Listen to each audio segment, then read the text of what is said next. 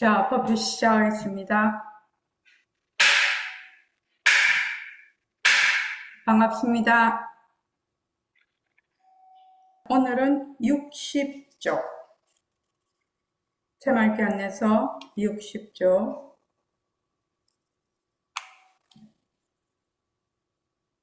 상대성은 절대성의 굴림세, 이렇게 돼 있죠.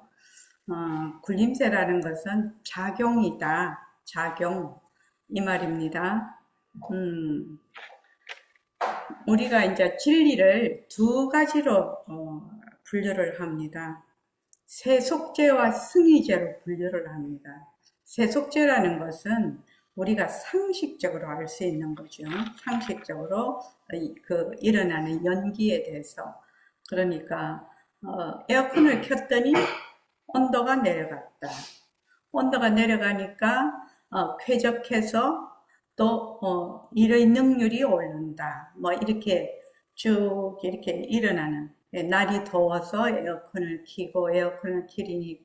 키니까 온도가 내려가니까 쾌적함을 느끼니까 일의 효율이 오르고, 전부 짜증을 내지 않고 사람들이 잘 일을 할 수 있다, 또는 재밌게 놀 수 있다, 뭐 이렇게 하는 것은 세속죄에 속합니다. 상식적으로 우리가 다 알 수 있는 것. 승의죄라는 것은 승의죄예요. 승리한테. 승이라는 건 빼어나다, 빼어날 승. 의라는 것은 도리, 이치, 그런 뜻이죠. 그 다음 죄는 진리라는 뜻이죠. 그러니까 빼어난 그 도리의 진리입니다. 승의죄. 이 승의죄는 상식적으로 생각할 수 있는 그러한, 말하자면 생각을 뛰어넘는 그러한 진리다, 이 말이죠. 그래서 상대성은 절대성의 굴림세, 이건 어디에 속하냐면 승의죄에 속합니다. 상대성이라는 것은 인연과 조건으로 생긴 일체의 모든 모습들, 일체의 만법을 얘기하고, 절대성이라는 것은 바로 이 연기로 일어나는 모든 모습, 모든 일체 만법의 바탕을 얘기를 합니다.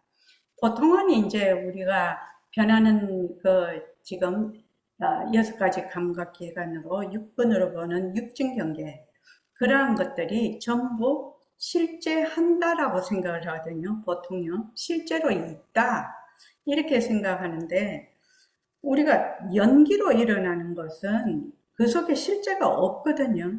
그래서 어떻게 연기가 일어날 수가 있냐, 이러한 육군과 육신으로 온갖 모습이 어떻게 일어날 수가 있냐, 그것은 이 연기의 바탕이 되는 거죠.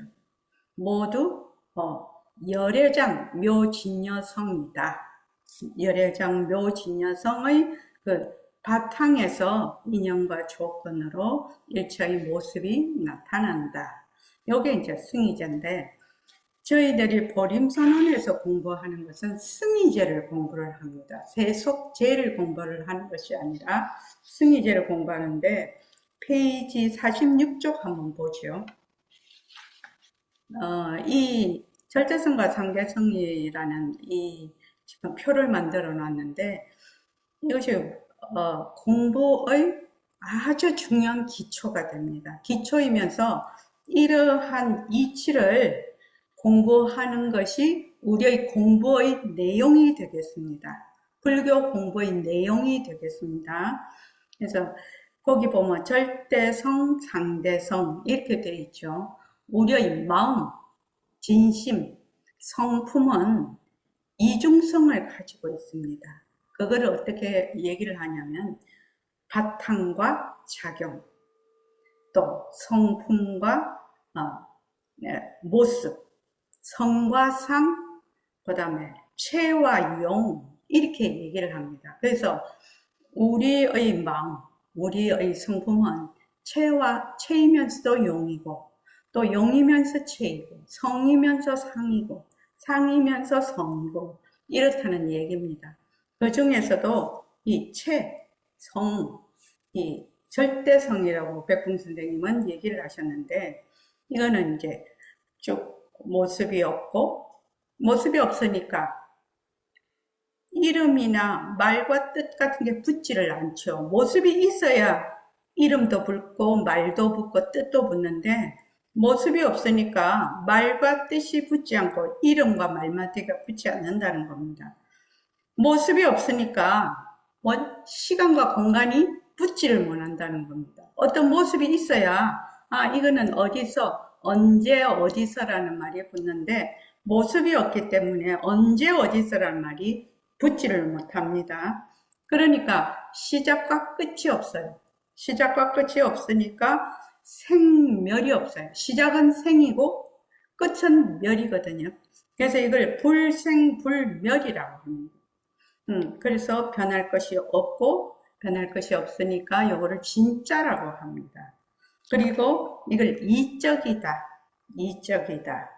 그리고 무위법이다.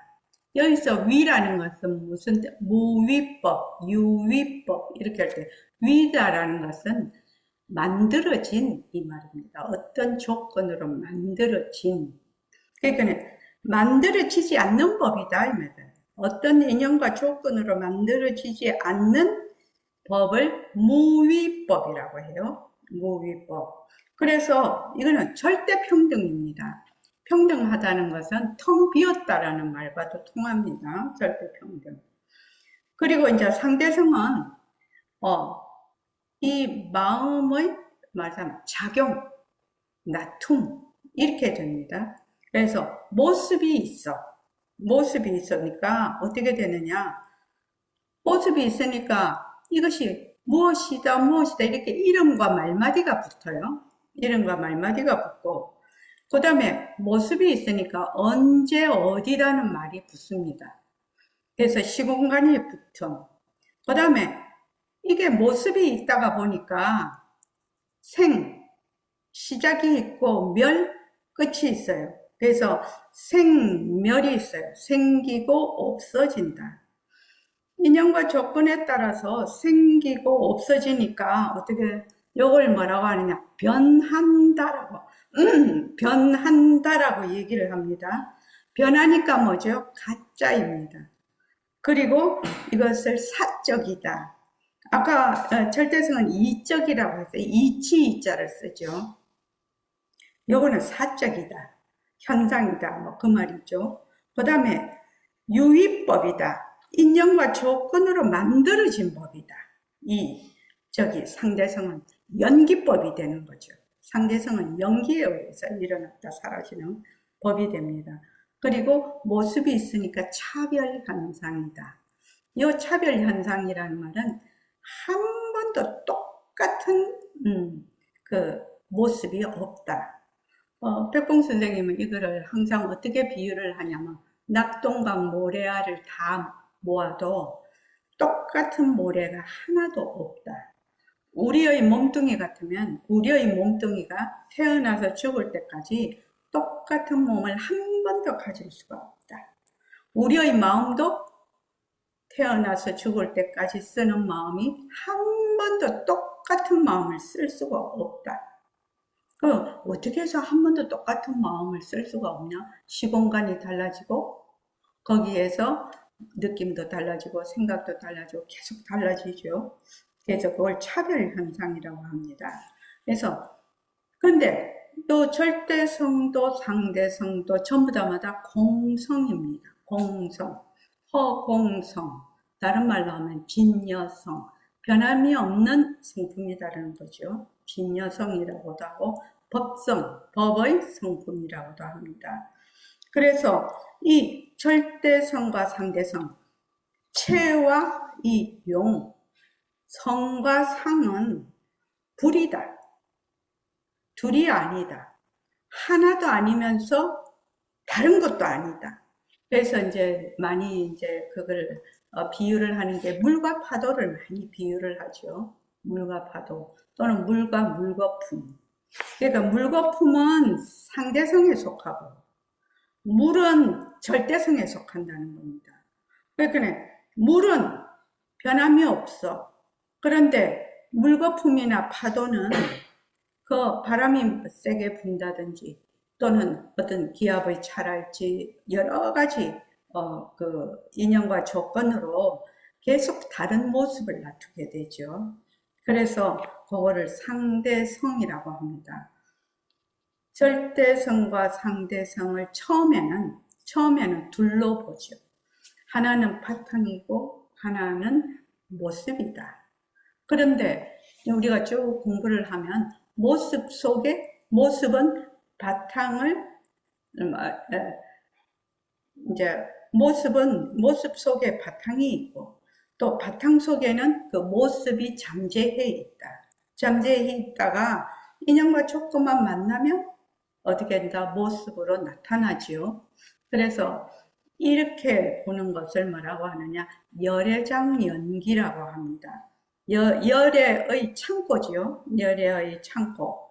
그 창고에는 수많은 모습들이 어떻게 잠재성으로 있다가 인연과 조건으로 만나면 모습으로 나타난다.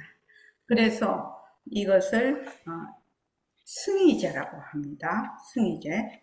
자, 60쪽에 상대성은 절대성에서 왔다. 이것만 딱 알아버리면 불경을 볼 필요도, 연구할 필요도 없습니다. 나도 절대성에서 왔다. 우선 여러분들이 말마디라도 알아야 됩니다. 절대성의 굴림새가 상대성이다. 예, 상대성, 일체의 모든 모습, 연기로 인해서 일어나는 모든 유의법은 어디서? 그 바탕인 절대성에서 왔다. 바탕인 절대성에서 왔다. 만약 이것만 딱 알아버리면 불경을 볼 필요도 연구할 필요도 없습니다. 왜 이런 말씀을 했냐면 불경에 전부 다 이 말씀을 해놓으신 거거든요. 부처님께서. 이 말씀을 해놓으셨기 때문에 이렇게 말씀을 하시는 겁니다.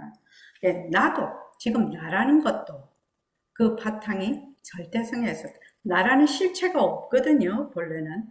그래서 내 몸뚱이도 내가 쓰는 마음도 그 바탕인 절대성에서 왔다. 우선 여러분들이 이 이치를 잘 몰라. 말을 해도 처음 듣는 말이라. 그래서 어떻게 해라고 하냐면은 말마디라도 알아야 된다. 말마디라도 알아야 되고 그냥 우선 외워라. 외워라. 어떻게? 절대성의 굴림새가 상대성이다. 상대성은 절대성의 굴림새다. 굴림새라는 것이 우리 순우리말이죠. 굴림새. 근데 이제 다른 말로 하면 작용이다 이 말입니다. 작용이다. 지원이 한번 읽어봐 주십시오. 거기. 앞의 내용은 백봉 선생님의 말씀입니다. 상대성과 절대성의 관계가 이해가 되십니까? 제게는 조금 생소한 내용이라 언뜻 이해가 되진 않습니다. 상대성은 그 바탕인 절대성에서 왔습니다. 상대성은 절대성의 작용입니다. 이것은 매우 중요한 이치입니다. 절대성은 상대가 없는 것, 이름도 없고 모습도 없습니다. 상대성은 모습이기 때문에 이름이 있습니다. 별, 지구, 태양, 산, 물, 나무, 깨달은 마음, 깨닫지 못한 마음, 종교, 이념, 물질, 비물질 이렇게 이름을 붙일 수 있는 것은 모두 상대성입니다. 상대성은 모두 상대가 있습니다. 나와 너, 부처와 중생, 안과 박, 밝음과 어둠, 선과 악, 남자와 여자, 길고 짧음, 있다와 없다, 옳다와 그르다, 좋다와 싫다 등은 모두 상대성입니다. 다시 한번 강조하지만 상대성은 절대성에서 왔습니다.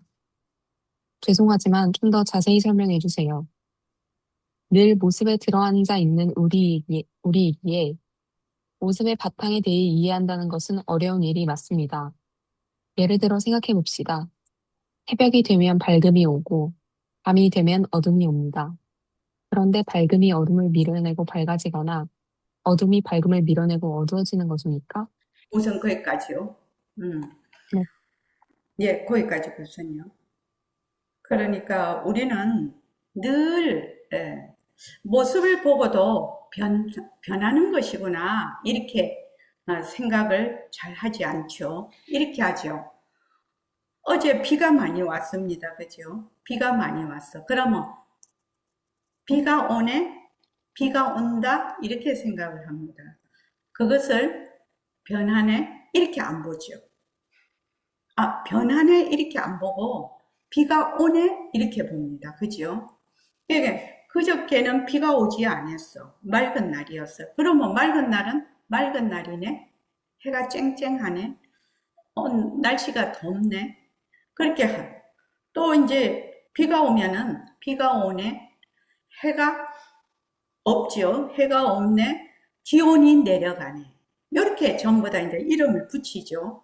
붙이는데 그거를 우리는 기온이 내려가는 것도 변하는 이치고 해가 있다가 없는 것도 변하는 이치고 맑았다가 흐린 것도 맑았다가 비가 오는 것도 다 전부 변하는 이치죠. 이게 변하는 이치구나. 만약에 그렇게 여러분들이 비가 오는 것을 보고 변하는 모습이네, 변하는 이치네, 이렇게 봤다면 여러분들은 연기를 본 것입니다.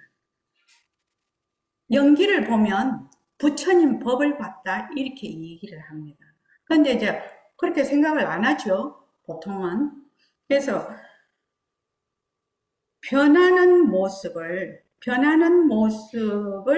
진짜로 알고, 진짜로 알아서 우리가 매 그렇게 살아왔어. 지금까지 살아오다가 보니까 늘 우리는 이제 모습에 들어와 앉아 있는 거죠. 모습이나 이름도 모습이죠. 이름, 개념, 이런 데만 쭉 살아온 것이 너무나 습관이 돼 있어.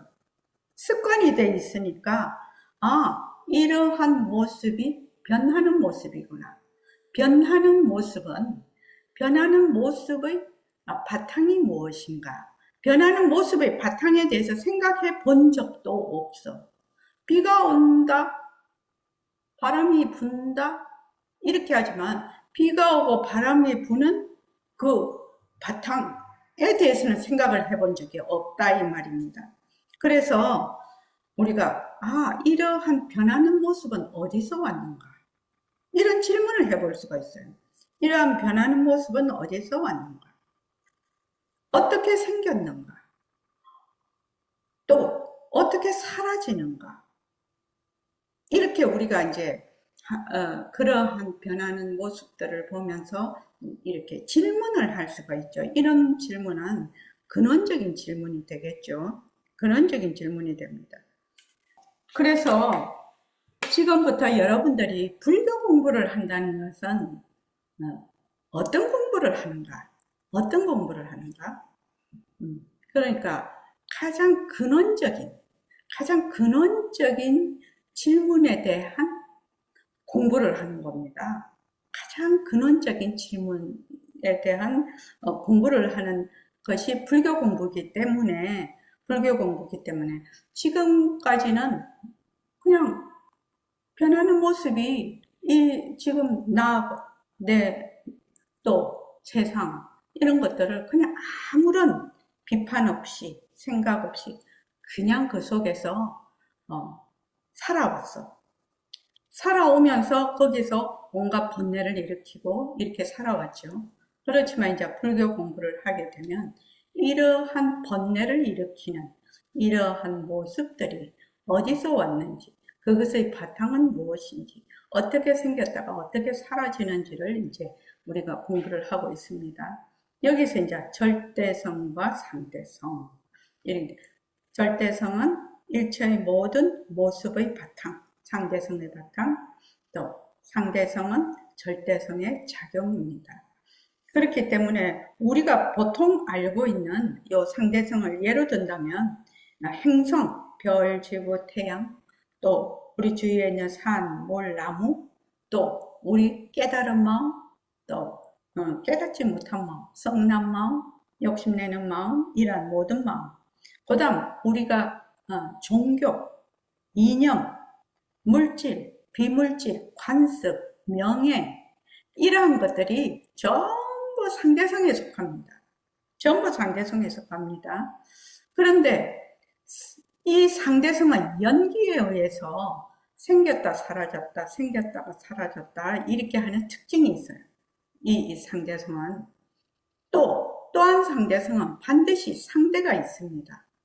이렇게 내가 있으면 너가 있고 부처가 있으면 중생이 있고 안이 있으면 밖이 있고 밝음과 어둠, 선과 악, 남자와 여자, 길고 짧음, 있다와 없다, 옳다와 그르다, 좋다와 싫다 이렇게 딱딱 나눕니다. 이 상대로 나누는데 실제로 여기서 제일 밝음과 어둠 또 길다 짧다 앞에서 우리가 한 것 같은데 길다와 짧다를 딱 고정적으로 보거든요. 그러니까 옛날에 이제 절에서 어떤 선사가 말씀을 하셨어요.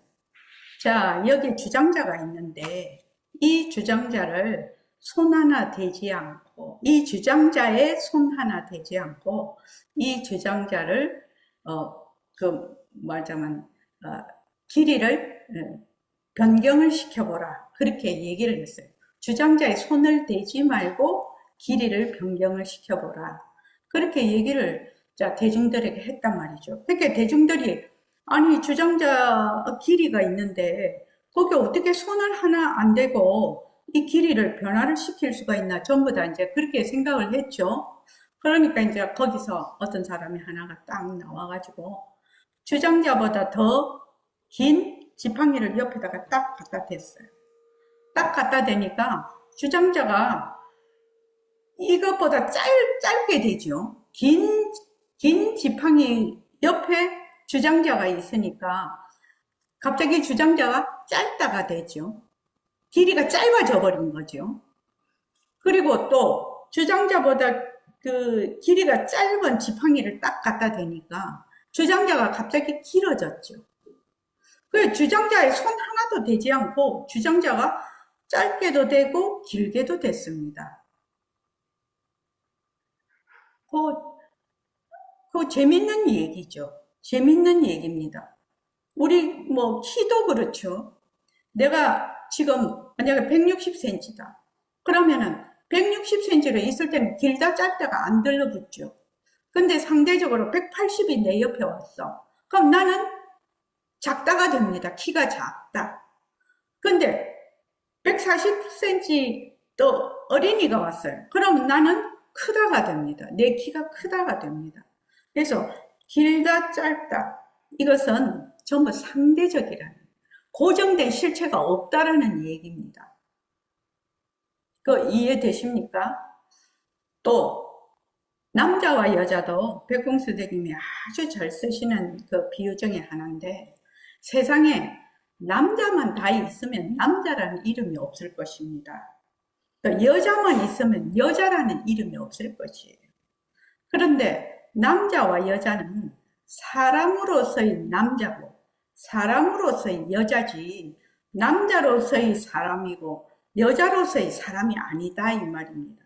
그러니까 남자와 여자의 상대적인 것 앞에 뭐가 있다? 사람이 있다는 겁니다. 사람.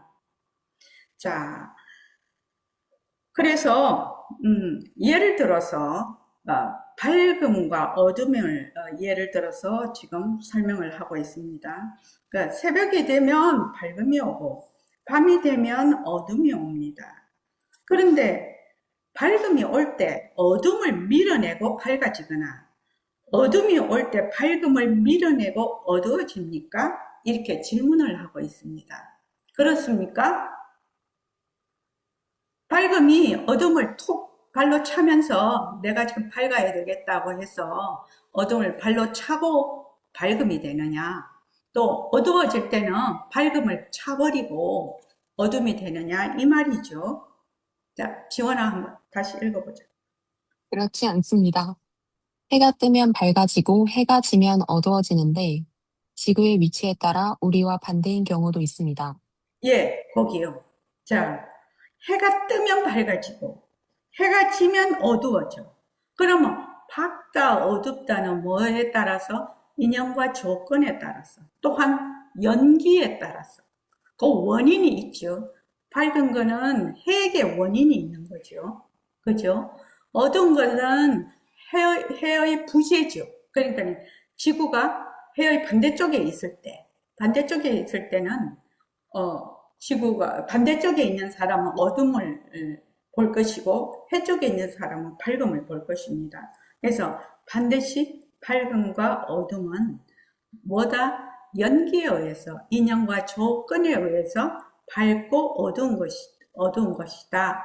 자, 이 말입니다. 자, 그 다음 읽어주십시오. 밝은 낮에 암실에 들어가면 어둡고 어두운 밤에도 전등을 켜면 밝습니다. 밝음 속에 어둠이 있고 어둠 속에 밝음이 있습니다. 그래서 밝음과 어둠은 서로 충돌하지 않습니다. 인연과 조건에 따라 밝음과 어둠이 생겼다가 사라지는데 밝음과 어둠이 실체가 있다고 할 수 있을까요? 밝음과 어둠이 실체가 있다고 할 수 없습니다. 그러면 밝음과 어둠은 인연과 조건에 따라 나타나는 모습이라고 해도 좋겠습니까? 네, 그렇습니다. 그러면 밝음과 어둠은 어디서 올까요? 글쎄요. 예, 거기까지요.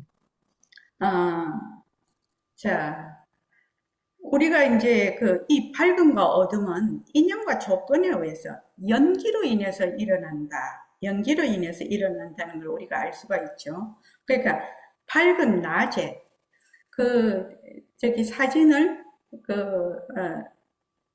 현상을 하는 암실에 들어가면 어둡고 어두운 밤에도 전등을 켜면 밝습니다. 그죠? 이 말은 뭘 의미를 할까? 밝음 속에 어둠이 있고 어둠 속에 밝음이 있습니다. 그래서 밝음과 어둠은 서로 충돌하지 않습니다. 인연과 조건에 따라 밝음과 어둠이 생겼다가 사라지는데 밝음과 어둠이 실체가 있다고 할 수 있을까요?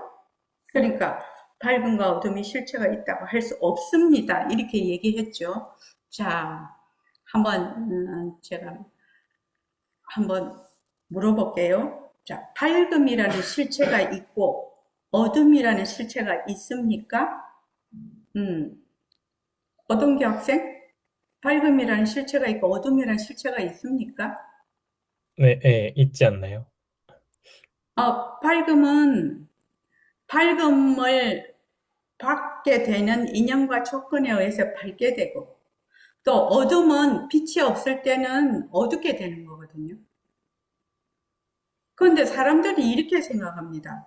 밝음이라는 실체가 있고 어둠이라는 실체가 있다. 그런데 자, 그래서 이거를 지금 적어놨는데 환한 대낮에 환한데 햇빛이 막 비치고 있는 대낮에 인연과 조건으로 암시를 만들면은 밝은 대낮 속에 어둠이 있는 거거든요. 인연과 조건에 따라. 요거 이해가 됩니까? 요거 이해됩니까? 낮에 밝은데 암시를 만드는 인연과 조건을 해서 빛을 차단을 해버리면 그냥 거기 어둠이 있는 겁니다. 암실 속에는 어둠이죠. 그렇죠? 그런데 지금 바깥이 어두워져 있죠. 이제 밤이죠. 우리가 실제로 밤인데 전부 자기 집에 전등을 켜고 있어요. 그럼 어둠 속에 밝음이 있는 거죠. 이거 이해되십니까? 어둠 속에 밝음이 있다고요. 무엇 때문에? 깜깜한 어둠을 인연으로 해서 밖이 어두운데 인연과 조건으로 빛을 비추면, 전등을 비추면 밝음이 그냥 생긴다는 얘기입니다. 요거 조금 어려울 수도 있어요. 조금 이해가 안 될 수도 있어요. 그런데 한번 아까 전에 그거 생각해 보면은 알 수가 있는데 짧다, 길다, 길이가 짧다, 길다 이렇게 있을 때 지금 키가 160짜리가 있는데 얘는 짧지도 않고 길지도 않아. 왜? 상대적인 게 없기 때문에. 그런데 180이 오면 이 사람은 가만히 있어도 작은 사람이 돼요. 근데 140짜리가 오면 가만히 있어도 키 큰 사람이 돼요.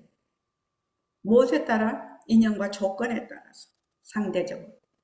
그래서 이 밝음과 어둠도 뭐냐? 인연과 조건에 따라서 밝음이 되고 인연과 조건에 따라서 어둠이 되거든요. 지금 지구에도 지금 이 동아시아 쪽에는 지금 어둠이 되죠. 어둠이 되는데 반대편이 저기 유럽 쪽에는 밝음이거든요. 낮이에요, 낮. 그러니까 인연과 조건에 의해서 밝음도 되고 어둠도 된다는 겁니다. 이걸 어떻게 표현하냐면은 밝지도 않고 어둡지도 않아서 본래 우리의 바탕은 밝지도 않고 어둡지도 않아서 인연과 조건에 따라 밝음도 되고 어둠도 된다. 그러면은 인연과 조건에 따라서 밝음도 되고 어둠이 되면은 밝음과 어둠은 실체가 있을까요? 그 원인과 조건으로 인해서 생긴 것인데 실체가 없겠죠. 그래서 그걸 뭐라고 하느냐? 공하다라고 해요. 텅 빈 성품이라고 해요. 공성이라고 해요. 공하다. 그래서 밝음도 공하고 어둠도 공하다. 왜?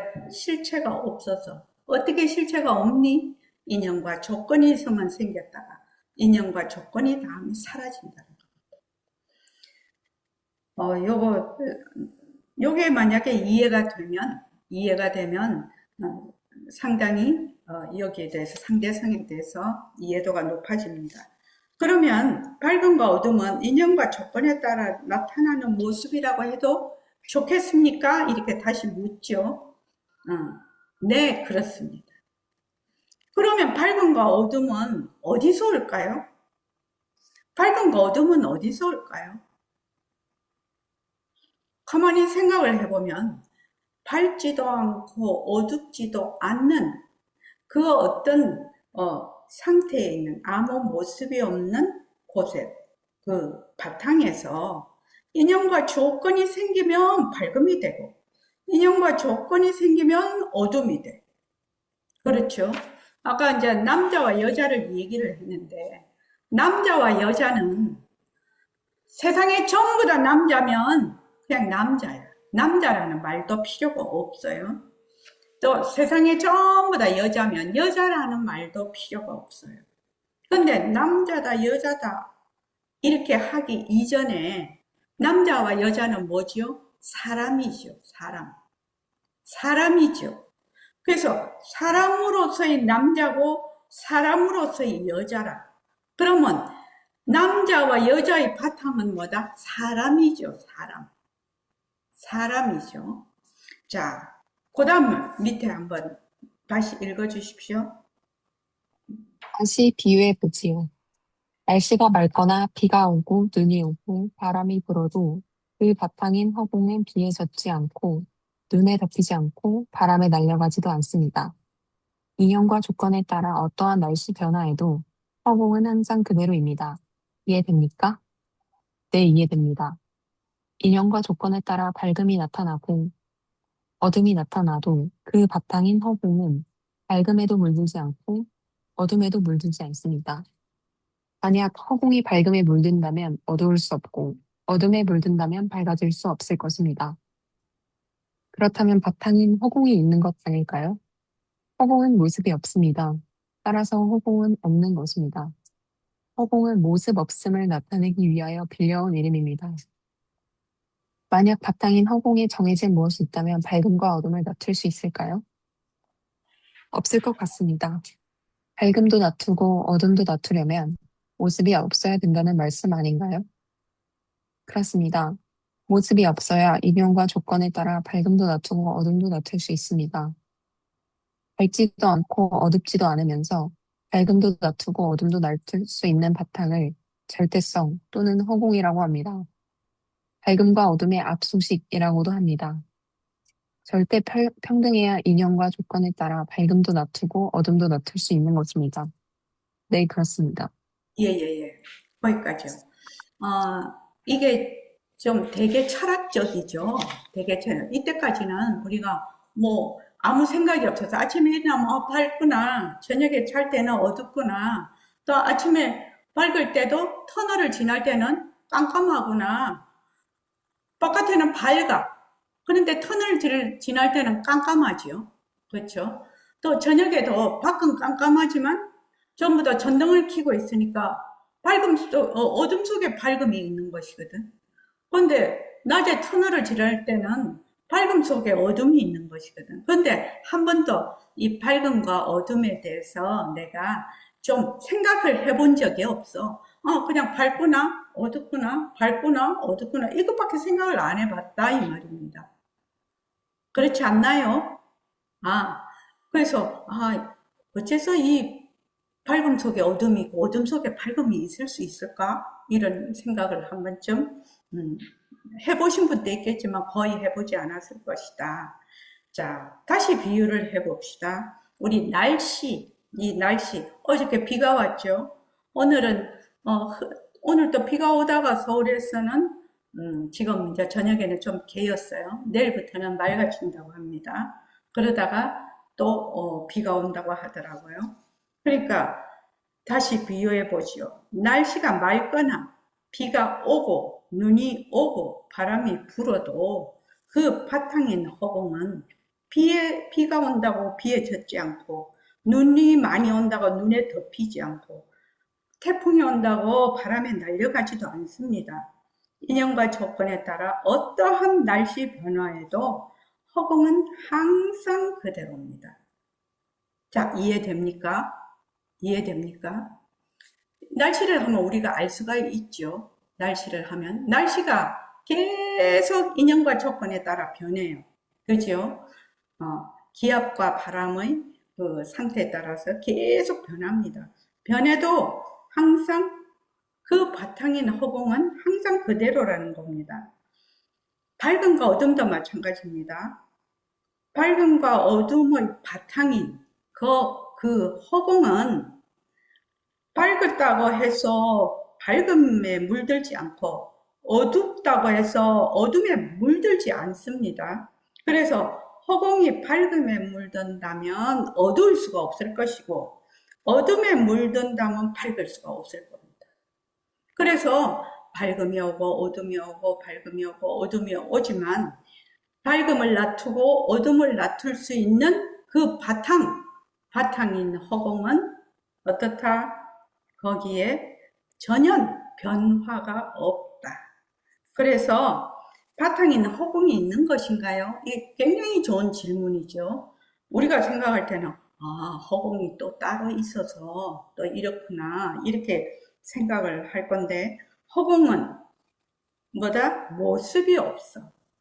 자, 앞에서 우리가 46페이지에 절대성, 상대성 할 때 모습 있음, 모습 없음에 대해서 설명을 했습니다. 모습이 있으면 뭐 비가 오거나 눈이 오거나 날씨가 맑거나 바람이 불거나 하는 것은 상대성이죠. 모습 있음.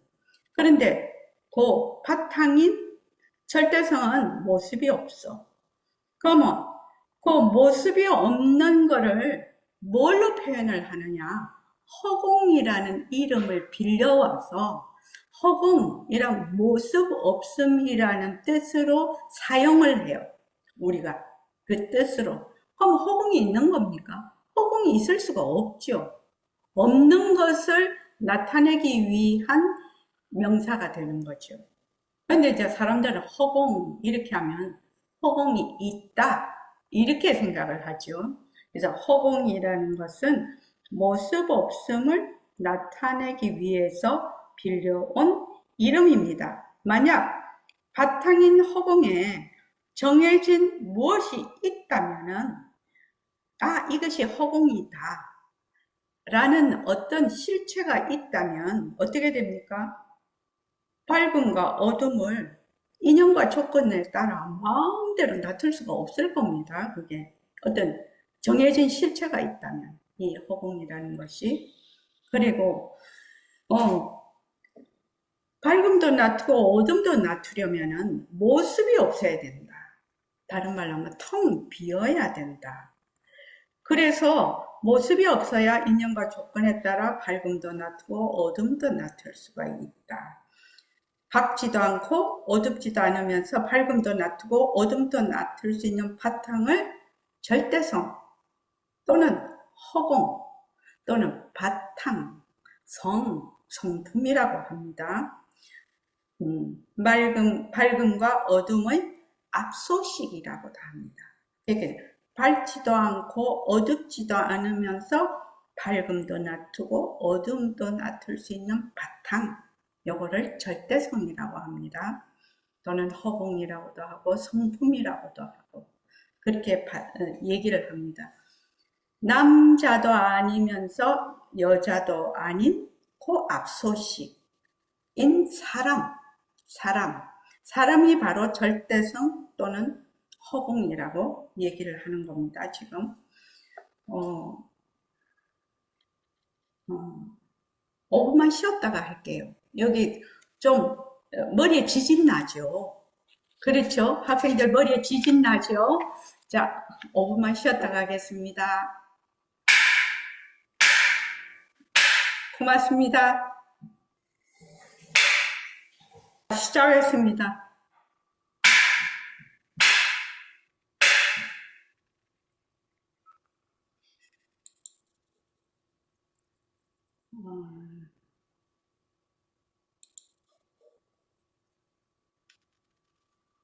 자, 제가 지금, 이 글이 보입니까? 어떻게 해야 되나? 예, 보입니다. 예, 좋습니다. 자, 이걸 한번 보십시오. 공유해 놓은 거. 자, 이거 다 같이 한번 읽어봅시다. 백봉. 여기, 상대성은 절대성에서 왔다. 이것만 딱 알아버리면 불경을 볼 필요도, 연구할 필요도 없습니다. 나도 절대성에서 왔다. 우선 여러분들이 말마디라도 알아야 됩니다. 절대성의 굴림새가 상대성이다. 이걸 승이제라고 했습니다. 그러니까 승, 빼어날, 도리, 그러니까 빼어난 도리의 진리다. 이 말이거든요. 그러니까 그걸 승이제라고 하는데, 능음경에 지금 우리가 배우고 있는, 능음경이 이제 대승경전입니다. 저희 이제 선원에서는 공부를 하고 있는 경전인데, 자, 능음경에 이렇게 나옵니다. 제가 읽으면서 잠시 설명을 드리겠습니다. 능음경에 아나나 네가 아직도 일처의 부진, 요 부진은 이 부자는 뜨다는 말이에요. 떠다니다, 뜰부. 진은 띠끌이라는 것이거든요. 그러니까 띠끌이라는 것은 이렇게 막 둥둥 떠다니죠. 이렇게 먼지 같은 거는 둥둥 떠다니죠. 일체의 부진인, 그것을 물질과 정신이라고도 얘기를 합니다. 일체의 부진인 모든 환화상이 당처 그 자리, 인연과 조건에 따라 딱 만난 그 자리, 당처라고 합니다. 여기에서의 당처는 우리의 본래의 그 자리, 그 말이 아니고 인연과 조건이 만나는 자리라는 뜻입니다. 인연과 조건이 만나는 그 자리에서 생겨나고 이 곳이라는 것도 인연과 조건이 만나는 그 곳에 따라서 사라지는 것을 알지 못하는구나. 그 그러니까 허망한 환이죠. 이게 망이 허망하다는 뜻이니까 환망을 뭐라고 하나? 모습이라고 한다. 우리로 말하면 상대성이죠. 모습이라고 하는데 그 성품은 참으로 강명체이다. 묘한 강명체. 다른 말로 하면, 우리말로 하면 절대성 자리, 이렇게 진여성 자리, 이렇게 얘기를 할 수 있습니다. 묘강명체라는 말을 아마 지금 능엄경 공부하는 사람들은 늘 쓰는 말이니까 강명이라는 말을 여기 새로 보시는 분은 묘강명체구나. 이와 같이 오음이라는 건 색수상 행식이라고 합니다. 그러니까 여기 보면 밑에 각주를 한번 보죠. 오음은 사람을 구성하는 5가지 요소를 통칭하는데 오온이라고도 번역한다. 정신작용을 자세하게 설명하는 분류 방법인데 여기서 오온 중에서 색을 몸뚱이는 색이라고 하고 정신을 식이라고 합니다. 색수상행식 이렇게 정신을 식이라고 하는데 그 다음에 수상행은 정신작용이라고 합니다. 그래서 몸과 정신과 정신작용 이것을 오음이라고 합니다. 이것을 사람 또는 나라고 합니다. 이 오음을. 그 다음에 6입은 우리의 육근 안이비설신이를 육입이라고 하고 12처는 육근에 상대하는 육진경계 안이비설신의의 상대가 되는 색성향 미촉법 이것을 합쳐서 12처라고 하고 그 다음에 육근과 육진과 거기서 생기는 육식을 18개라고 합니다. 그러니까 이 세상의 모든 모습이라고 하면 되겠죠. 오음, 육입, 12처, 18개라는 이 세상의 모든 모습입니다. 모두가 인연이 화합하면 허망하게 생겨나고 인연이 떠나면 허망하게 사라진다. 이거 우리 이제 늘 얘기했죠. 상대성은 인연이 화합하면 허망하게 생겨났다가 인연이 떠나면 허망하게 사라진다. 그러나 이러한 생멸 나고 죽는 거죠.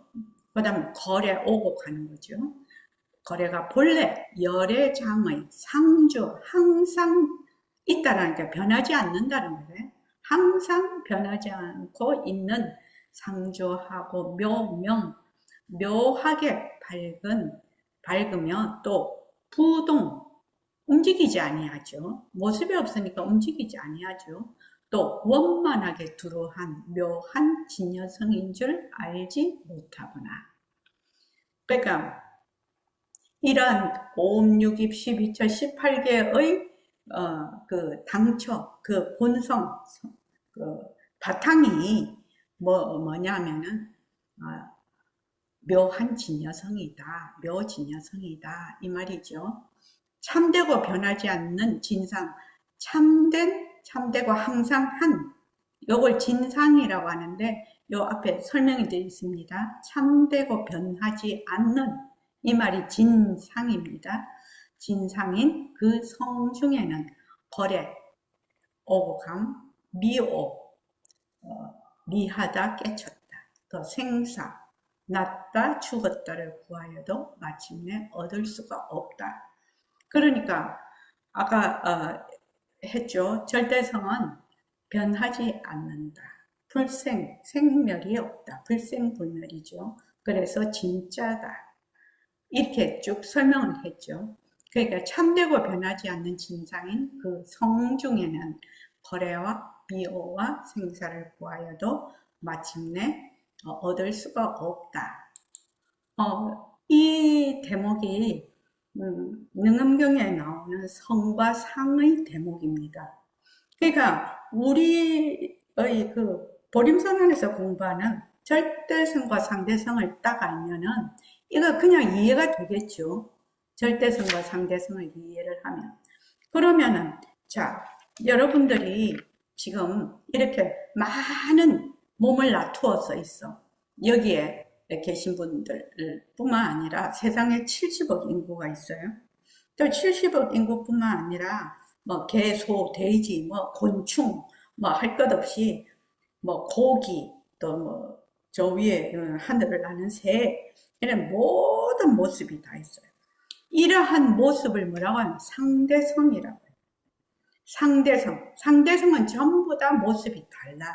인연과 조건으로 다 모습이 달랐는데 이러한 모습의 바탕은 뭐가 없다고 생멸이 없고 거래가 없고 미호가 없어. 그러니까 절대성에는 뭐가 없다? 그 바탕인 절대성에는 모습이 없어. 모습이 없으니까 불생불멸이고 어떠한 변할 것이 없으니까 전부 이러한 상대성의 바탕이다. 그러면은 여기에 여러분들이 봅시다. 동규 학생도 있고, 경빈이도 있고, 지원이도 있고, 지금 현빈이도 있고 다 있어요. 그러면 이 학생들만 해보죠. 자, 4명이 남학생, 여학생, 나이도 다르고 학교도 다르고 성품도 다르고 다 달라. 지금 다 달라. 모습은 다 달라. 이걸 뭐라고 한다? 상대성이에요. 상대성. 그런데 동규와 현빈이와 경빈이와 지원이의 바탕은 뭐다? 모습이 없어서 하나다. 이렇게 되는 거예요. 처음에는 이해가 잘 안 돼요. 이게 처음에는 이해가 안 돼요.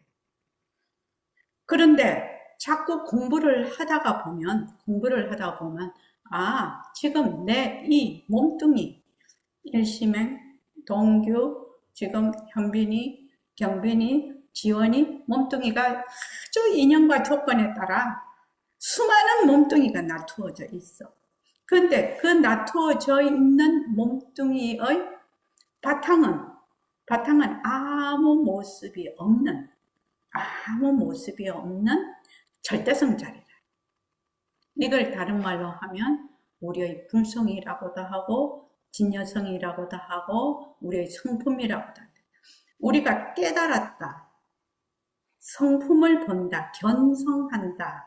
깨달았다 하는 거는 뭘 보는 거죠? 이러한 절대성 자리를 보는 거거든요. 다른 말로 하면은 이 절대성 자리가 바로 허공성이거든. 이러한 공성을 보는 것을 깨달았다. 이렇게 얘기를 해요. 깨달았다라는 것은 텅 빈 성품을, 아무 모습이 없는 텅 빈 성품을 깨닫는 것이거든요. 그러니까 이때까지는 우리가 어떻게 생각했느냐?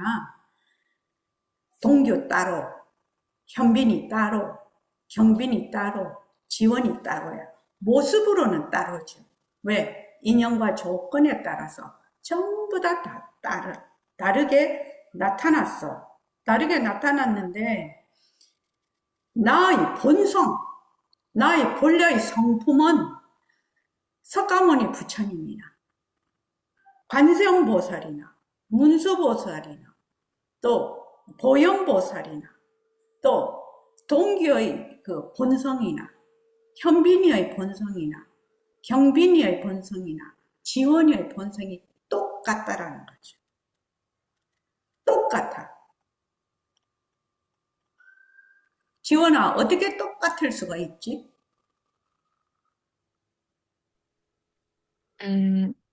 왜냐면 저희들의 몸뚱이는 모습이니까 다 다른데 응.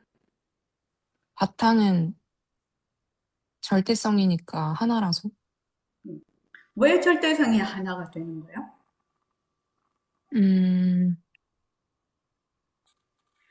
절대성이라는 게 허공인 거잖아요. 근데 허공이라는 건 그냥 아무것도 없음 이거니까 자, 하나인 거예요. 여기서 우리가 제일 처음 절대성과 상대성을 얘기를 할 때 제일 처음 알아야 되는 것이 뭐냐 하면은 상대성은 모습이 있습니다. 모습이 있으니까 전부 차별 현상이죠. 전부 다 다르게 있죠. 차별이 있죠. 인연과 조건에 따라 아주 그냥 차별로 나투어. 석가모니 부처님 30 이상 80 정도도 나투는 바람에 나툴 수도 있고 말하자면 구덕이나 뭐 바퀴벌레도 나툴 수가 있다며. 인연과 조건에 따라서. 그렇죠? 인연과 조건에 따라서 나툴 수가 있는데 그 본성은 모습이 없어. 모습이 없기 때문에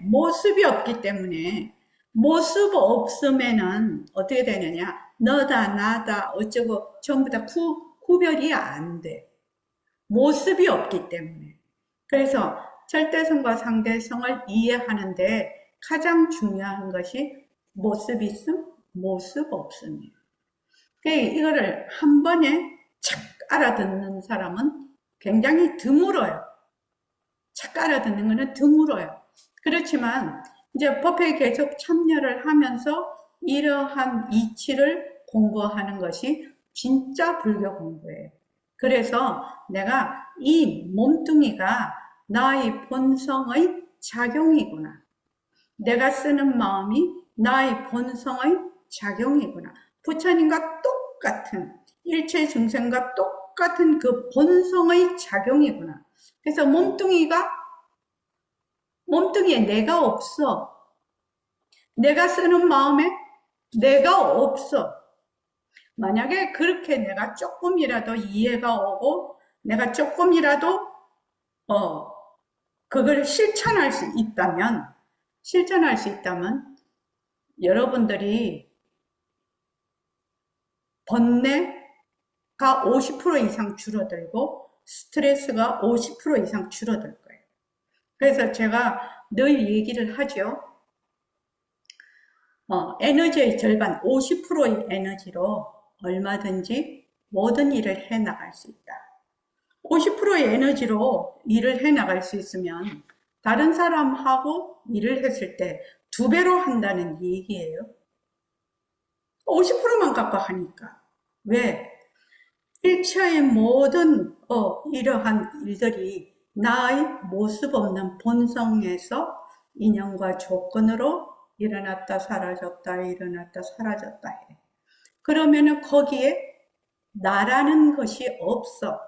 근데 이제 우리가 지금 뒤바뀐 생각을 해서 뭘 중생이라고 하느냐, 뒤바뀐 생각을 하는 게 중생이거든요. 그러니까 몸뚱이를 탁 보면서 몸뚱이다. 이름은 맞아. 몸뚱이다. 이름은 맞는데 몸뚱이를 보고 어떻게 하느냐면 나다. 이렇게 합니다. 몸뚱이를 보고 나다. 이렇게 하거든요. 그런데 나는 좀 미안한 말이지만 나를 본 적이 없어요. 진짜 내 모습을 본 적이 없어요. 사람들이 거울에 비친 자기 얼굴을 자기 얼굴이라고 생각하지요. 그렇죠? 근데 간단한 실험이 있어요. 집에서 해볼 수 있는. 조명을 아주 약하게 해요. 아주 약하게 하고 그 다음 조명을 좀 더 강하게 하고 조명을 굉장히 강하게 하면 얼굴이 다 달라져 버려요. 보는 얼굴이. 또 각도에 따라서 조명의 각도에 따라서 얼굴이 또 다 다르게 보여요. 그런데다가 이제 제가 늘 엑스레이, MRI 그걸 얘기를 하는데 지금 우리가 가지고 있는 어변으로 보는 우리의 어변으로 보는 그걸로 내 얼굴이 이렇게 생겼다고 생각을 해. 그런데 엑스레이 눈을 가진 사람이 딱 왔어. 그럼 나를 탁 볼 때 어떻게 보죠? 뼈다귀로 탁 볼 거예요. 그렇지 않습니까? 고양이가 왔어요. 그럼 나처럼 볼까요? 안 봅니다. 고양이는 고양이의 인연과 조건으로 봅니다. 개는요? 개는 개의 인연과 조건으로 봅니다. 잠자리가 내가 보고 있는 것처럼 볼까요? 그렇게 못 봅니다. 잠자리의 인연과 조건으로 본다고요. 그러면은 나는 지금 내 얼굴을 보고 있는데 나의 인연과 조건으로 보거든요. 그렇기 때문에 내가 보고 있는 그 얼굴이 내 얼굴이라고 생각하지만 실제의 내 얼굴은 본 적이 없습니다. 볼 수도 없고 본 적도 없습니다. 그런데 내가 내 몸이 어떤 몸이길래 그 보는 눈에 따라서 이렇게 다르게 보이냐는 거예요. 내가 만약에 동규가 보고 있는 그러한 얼굴이 실체가 있다면 개가 봐도 그걸로 봐야 될 거고 고양이가 봐도 그렇게 봐야 될 거고 잠자리가 봐도 그렇게 봐야 될 거라. 그런데 그렇게 안 봐. 그렇게 안 본다는 말은 동규의 본래 얼굴은 실체가 없다는 얘기예요. 상당히 철학적이죠. 그 부처님의 가르침이 굉장히 철학적입니다. 그리고 상당히 논리적이죠. 굉장히 논리적입니다. 그래서 불교 공부하는 사람들이 되게 재밌게 합니다. 그래서 우리가 지금 생각하고 내가 가지고 있는 고정관념이 깨지는 거죠. 내가 가지고 있는 고정관념으로 세상을 이때까지 봤다면 지금은 부처님이 깨달으신 그러한 진리의 눈으로 우리는 보기 위해서 이 공부를 하는 거죠. 이 공부를 하는 겁니다. 그래서 내가 지금 내 인생을 제대로 살려면 어떻게 해야 되느냐? 진리를 깨달으신 부처님의 가르침에 따라서 보아야 된다는 얘기거든요. 그래서 석가모니 부처님이 이제 2570년인가요? 이번 해가. 부처님 불기가, 그거는 부처님의 태어나신 해가 아니고 부처님이 돌아가신 해부터 새알려서 오는 거거든요. 인멸 후 이 불기를 정했어요. 그런데 부처님이 이 세상에 태어나실 때 천상천하 유아독존이라고 했거든요. 천상천하 유아독존?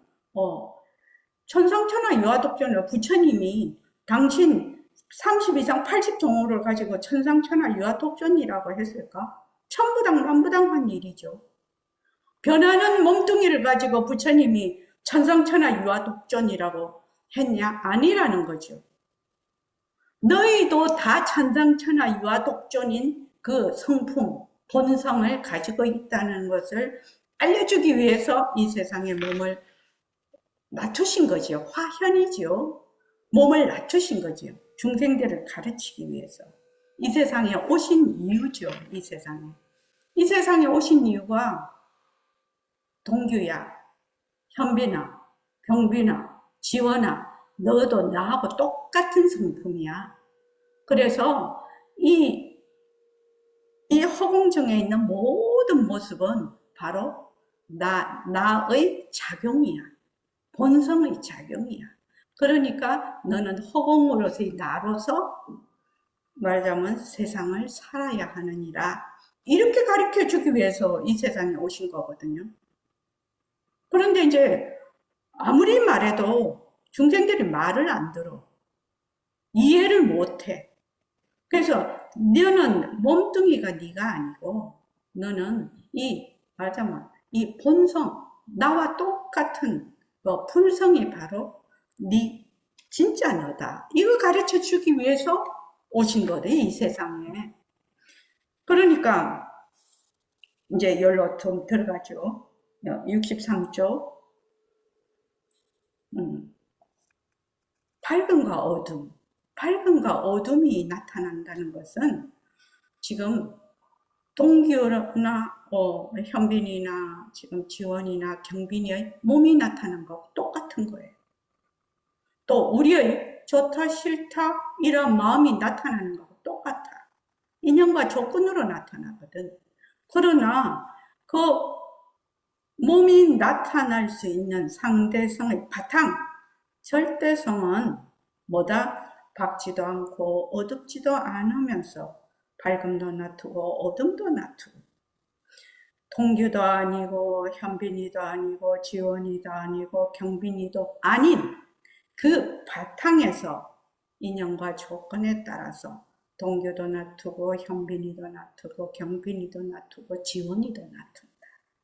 만약 내가 그렇게 딱 이 이치를 조금이라도 마음에 탁 와닿았다. 이러면 어떻게 되느냐?